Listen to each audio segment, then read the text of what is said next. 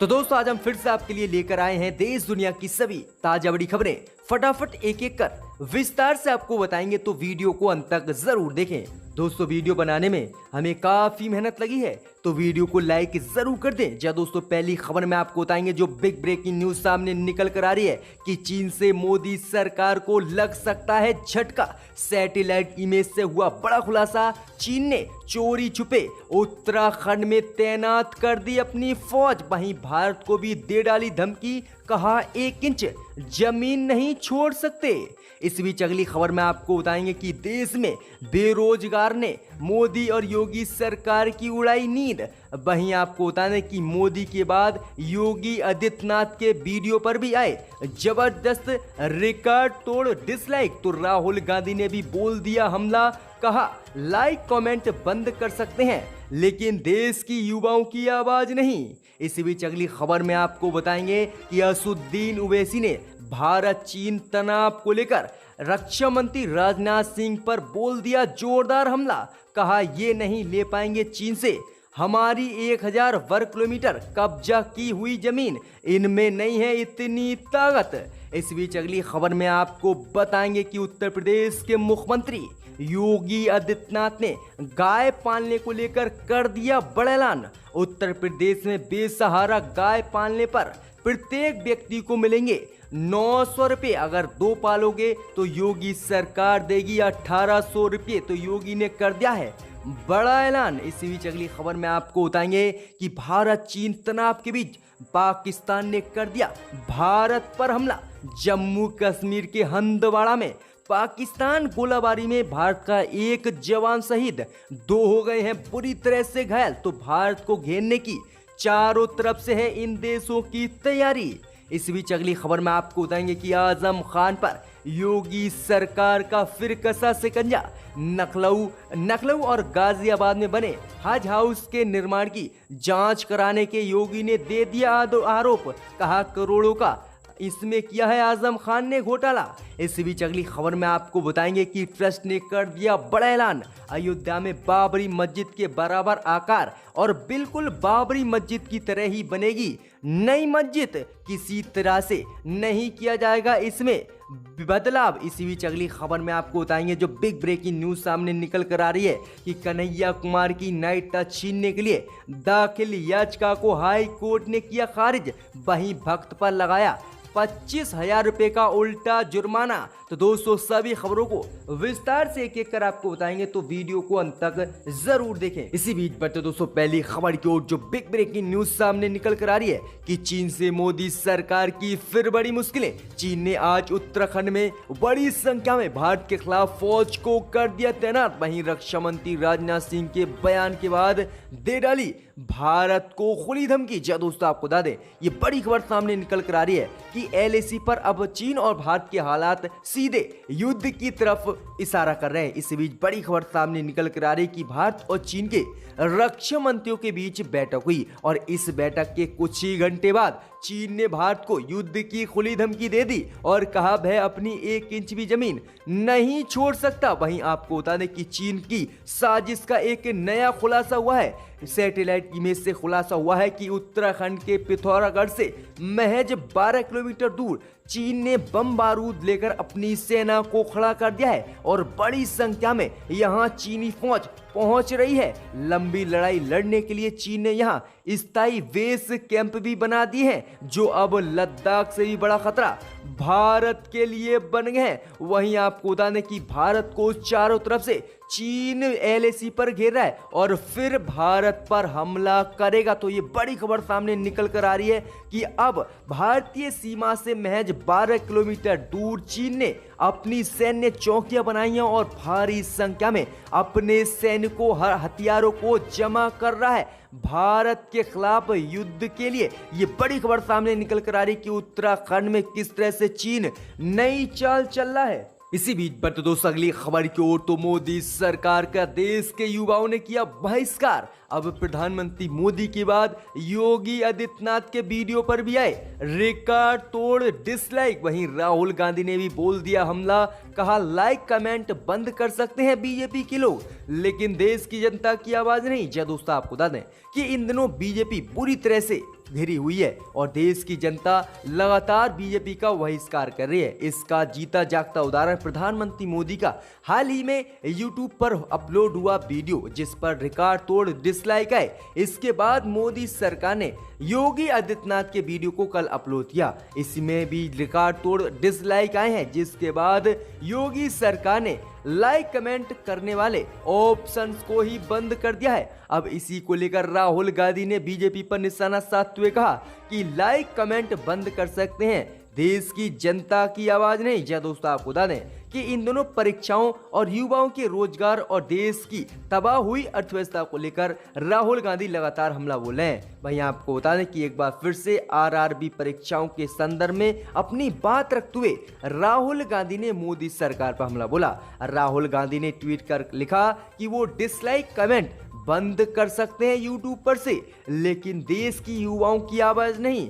हम आपकी बात दुनिया के सामने रखेंगे। हमने अपने ट्वीट में आरआरबी एग्जाम डेट्स का इस्तेमाल भी किया है। भाई आपको बता दें कि छात्र लगातार मांग कर रहे हैं कि मोदी सरकार भर्ती निकाल देती है तो परीक्षा का पता नहीं, और परीक्षा हो जाती है तो रिजल्ट का पता नहीं, और रिजल्ट आ जाता है तो ज्वाइनिंग का पता नहीं। तो इसी बीच बढ़ते दोस्तों अगली खबर की ओर, जो बिग ब्रेकिंग न्यूज सामने निकल कर आ रही है कि असदुद्दीन ओवैसी ने भारत और चीन तनाव को लेकर राजनाथ सिंह और बीजेपी पर बोला जोरदार हमला। कहा इन लोगों ने देश को कर दिया कमजोर। जी दोस्तों, आपको बता दें कि भारत और चीन तनाव को लेकर AIMM के चीफ असदुद्दीन ओवैसी ने रक्षा मंत्री राजनाथ सिंह और प्रधानमंत्री मोदी पर हमला बोला है। हाल ही में भारत के रक्षा मंत्री और चीन के रक्षा मंत्री के बीच मुलाकात हुई और इसी मुलाकात को लेकर असदुद्दीन ओवैसी ने रक्षा मंत्री से सवाल किया है। असदुद्दीन ओवैसी ने ट्वीट कर कहा कि रक्षा मंत्री राजनाथ सिंह सर, क्या आप चीनी रक्षा मंत्री से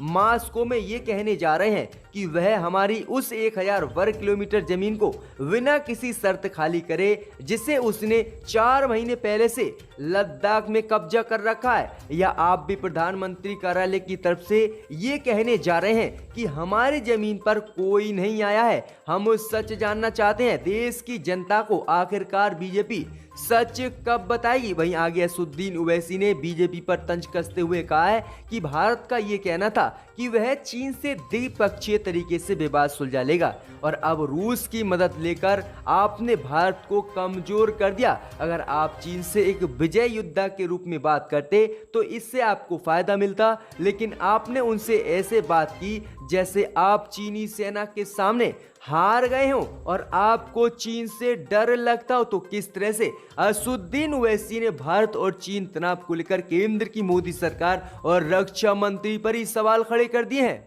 इसी बीच पर तो दोस्तों अगली खबर की ओर, तो उत्तर प्रदेश के मुख्यमंत्री योगी आदित्यनाथ ने गाय को लेकर किया बड़ा ऐलान। उत्तर प्रदेश में बेसहारा गाय को पालने वाले व्यक्ति को 900 रुपए प्रति महीना देगी योगी सरकार, कर दिया बड़ा ऐलान। जय दोस्तों, आपको बता दें कि उत्तर प्रदेश के मुख्यमंत्री योगी आदित्यनाथ ने गौ पालन को बढ़ावा देने के लिए एक बड़ा कदम उठाया है।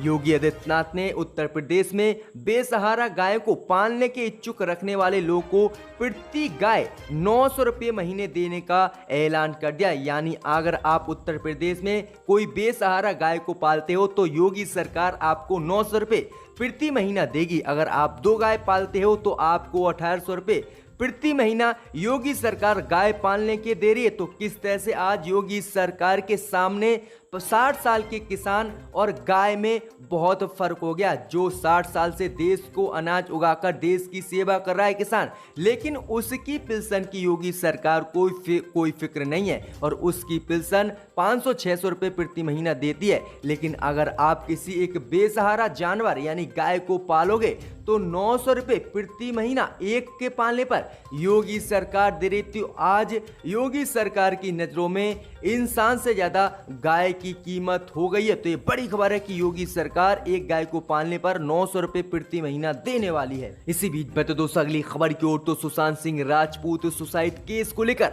गोदी मीडिया पर भड़के इंडिया टीवी के पत्रकार रजत शर्मा। कहा इन लोगों ने हद ही पार कर दी। क्या दोस्तों, आपको बता दें कि न्यूज ब्रॉडकास्ट एसोसिएशन NBA के अध्यक्ष रजत शर्मा ने सुशांत सिंह राजपूत मौत मामले में टीवी चैनलों की रिपोर्टिंग पर बड़ा बयान दिया है। उन्होंने कहा है कि ज्यादातर न्यूज चैनलों ने इसकी अच्छी रिपोर्टिंग की, लेकिन 2-3 चैनलों ने कुछ ज्यादा ही ज्यादती की, लेकिन इनकी वजह से सब न्यूज चैनलों को दोष नहीं दिया जा सकता। वहीं आपको बता दें कि उन्होंने कहा है कि जिस तरह से सुशांत सिंह राजपूत केस को लेकर गोदी मीडिया ने उसके पक्ष में प्रोपेगेंडा चलाया और कई लोगों को बदनाम किया और अन्य खबरों को छुपाया, मोदी सरकार द्वारा जीडीपी का हाल और अन्य देश की आर्थिक स्थिति को छुपाया, ये बहुत बड़ी गलती है। और आगे उन्होंने कहा कि जिस तरह से जज के बनने के चक्कर में कुछ न्यूज चैनलों ने तो रिपोर्टिंग की हद ही पार कर दी और ऐसा लग रहा था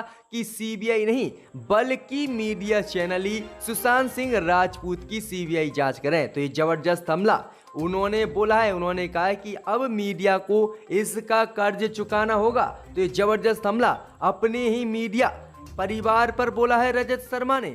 इसी बीच बढ़ते दोस्तों अगली खबर की ओर, जो बिग ब्रेकिंग न्यूज सामने निकल कर आ रही है कि भारत चीन तनाव के बीच पाकिस्तान ने कर दिया भारत के जम्मू कश्मीर के हंदवाड़ा में हमला। सेना का एक जवान शहीद, 2 हो गए घायल। जी दोस्तों आपको बता दें कि भारत और चीन के बीच एलएसी पर तनाव बना हुआ है और इसी का फायदा उठाते हुए आज पाकिस्तान ने भारत के जम्मू कश्मीर पर हमला कर दिया है। उत्तरी जम्मू कश्मीर के हंदवाड़ा के नौगाम सेक्टर में एलओसी के करीब पाकिस्तान द्वारा फायरिंग में भारत का एक जवान शहीद हो गया है, जबकि 2 अन्य जवान घायल हो गए हैं। सूत्रों से मिली जानकारी के अनुसार शनिवार को पाकिस्तान की ओर से नौगाम सेक्टर में सेना की अग्रिम चौकियों को निशाना बनाया गया। बता दें कि पाकिस्तान द्वारा गोलीबारी की गई जिसमें एक पोस्ट पर तैनात जवान शहीद हो गया है, जबकि 2 बुरी तरह से घायल हो गए। तो किस तरह से भारत और चीन तनाव का फायदा पाकिस्तान उठा रहा है और जम्मू कश्मीर को हथियाने के चक्कर में गोलाबारी कर रहा है और हमारे भारतीय जवानों को शहीद करा। तो ये बिग ब्रेकिंग न्यूज सामने निकल कर आ रही है पाकिस्तान से। इसी बीच बढ़ते दोस्तों अगली खबर की ओर, तो आजम खान पर योगी सरकार ने फिर कसा शिकंजा। गाजियाबाद नखलों में बने हज हाउस निर्माण की योगी ने जांच कराने के दिया आदेश। कहा करोड़ों का कर लिया है आज हमने इनमें घोटाला। जी दोस्तों आपको बता दें कि उत्तर प्रदेश की योगी सरकार समाजवादी पार्टी के नेता आजम खान की मुश्किलें और बढ़ाने वाली है। अब गाजियाबाद और नखलों में बने हज हाउस के निर्माण की जांच योगी सरकार ने कराने की आज इजाजत दे दी है। सूत्रों की माने तो योगी सरकार ने आजम खान पर आरोप लगाया है कि हज हाउस बनवाने के निर्माण कार्य में आजम खान ने बहुत बड़ी गड़बड़ियां की हैं और करोड़ों रुपए का इसे बनवाने में घोटाला किया है। अब योगी सरकार इसका खुलासा करने की तैयारी में है और उत्तर प्रदेश में जांच के लिए भी आजम खान के खिलाफ एसआईटी योगी सरकार ने बना दी है। तो ये बड़ा आदेश है कि योगी सरकार किस तरह से आजम खान पर झूठे मुकदमे लगवाकर उन्हें जेल में रखे हुए हैं, लेकिन अब उन पर एक और शिकंजा कसा जा रहा है। इसी बीच बढ़ते दोस्तों अगली खबर की ओर, तो ट्रस्ट ने किया बड़ा ऐलान।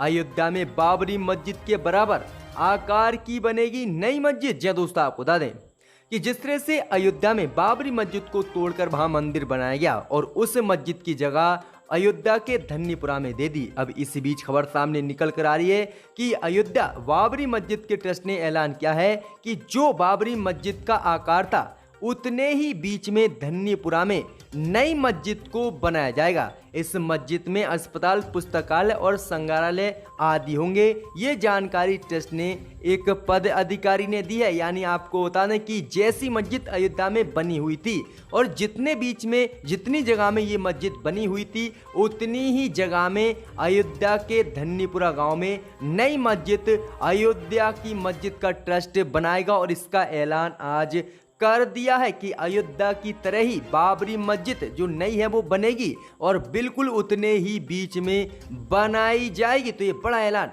कर दिया है ट्रस्ट ने। इसी बीच बढ़ते दोस्तों अगली बड़ी खबर की ओर, तो कन्हैया कुमार की नाइट टच छीनने के लिए दाखिल याचिका कोर्ट ने की खारिज। भक्त को लगाया 25,000 रुपए का जुर्माना। जी दोस्तों आपको बता दें कि जवाहरलाल नेहरू यूनिवर्सिटी और छात्र संघ के पूर्व अध्यक्ष कन्हैया कुमार की भारतीय नागरिकता छीनने की मांग को लेकर इलाहाबाद हाई कोर्ट में भक्तों द्वारा याचिका दाखिल की गई थी। कोर्ट ने कन्हैया कुमार की नागरिकता छीनने वाली याचिका को आज खारिज कर दिया। इतना ही नहीं, इलाहाबाद हाई कोर्ट ने जिस व्यक्ति ने याचिका दाखिल की थी उस शख्स पर 25,000 रुपए का जुर्माना भी लगाया है, जिसके बाद भक्त की निकल पड़ी। वहीं आपको बता दें कि कोर्ट ने याचिकाकर्ता पर जुर्माना लगाते हुए कहा कि इस तरह की फिजूल याचिकाओं से कोर्ट का समय बर्बाद हुआ है। वहीं आपको बता दें कि इसीलिए इन पर 25,000 रुपए का जुर्माना लगाया है और 30 दिनों के भीतर इस भक्त को जमा करने के कोर्ट में आदेश भी दे दिए हैं जुर्माना। तो किस तरह से ये बड़ी खबर सामने निकल कर आ रही कि अगर कोई व्यक्ति देश में लोकतंत्र के लिए आवाज उठाता है तो उसे देशद्रोही या फिर पाकिस्तानी बोल दिया जाता है, लेकिन कोर्ट ने निष्पक्षता से फैसला सुनाते हुए भक्त को 25,000 रुपए का जुर्माना ही लगा दिया और याचिका को खारिज कर दिया। जिस तरह से अब इन भक्तों की मानसिकता में बदलाव होगा